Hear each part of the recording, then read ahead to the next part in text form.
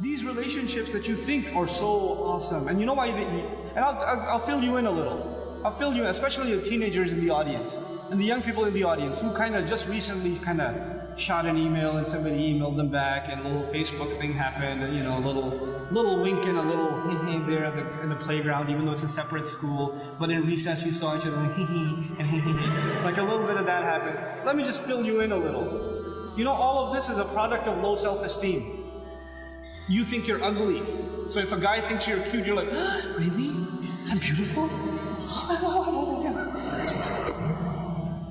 You know, you have low self-esteem. You think nobody's gonna like you, nobody's gonna want to marry you, and all of that stuff. And on the other hand, the guy, like, you know, we don't have good friendships and good relationships, and we're looking for something. And most of the guys, I don't have to tell you what's going on in your head. You and I have ijma' on this issue. The things that go on in our head. There's no reason for me to explain all of that to you, you know.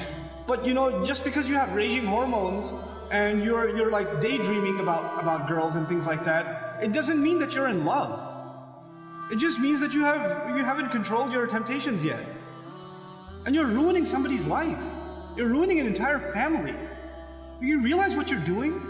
And you call it love? You tell me if she was like 50 pounds fatter, you still be in love? Because she's the same person, same ruh inside her jasad, right? If she was a burn victim or something, if her hand burnt off, or her ear was missing, you still be in love? Or you'd find somebody else to love all of a sudden? And if you can't answer that question honestly, then come on, you're not in love, you're just hormonal. That's all you are, you know? This is what we've done to relationships that are supposed to be beautiful. Marriage is supposed to be a beautiful relationship. It's supposed to be a lifelong relationship.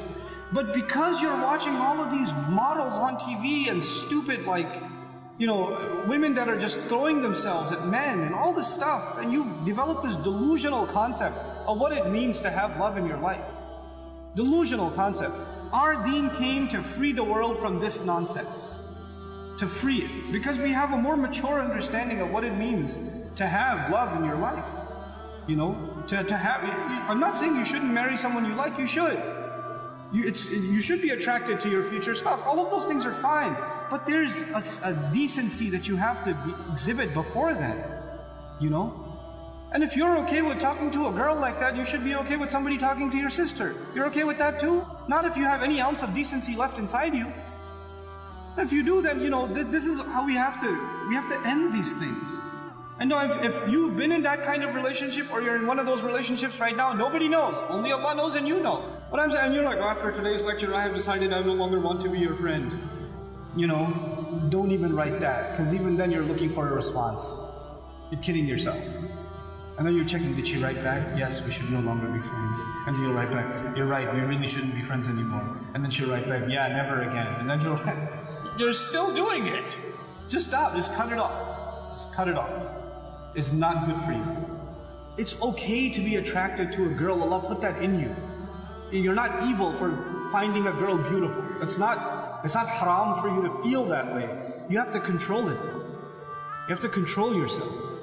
Our deen teaches us self-control. And if you cannot exhibit self-control in one aspect of your life, you'll lose self-control in other aspects of your life. Same thing for you. Same thing for you. Control yourself. Control your giggle. Control your overly friendly demeanor in certain situations. Don't be oblivious to, don't say we're just friends, or he's like a brother to me. If he ain't your brother, he ain't your brother. That's it. That's it. Either he's your brother, you share a mom, or he's not. And that's the end of it.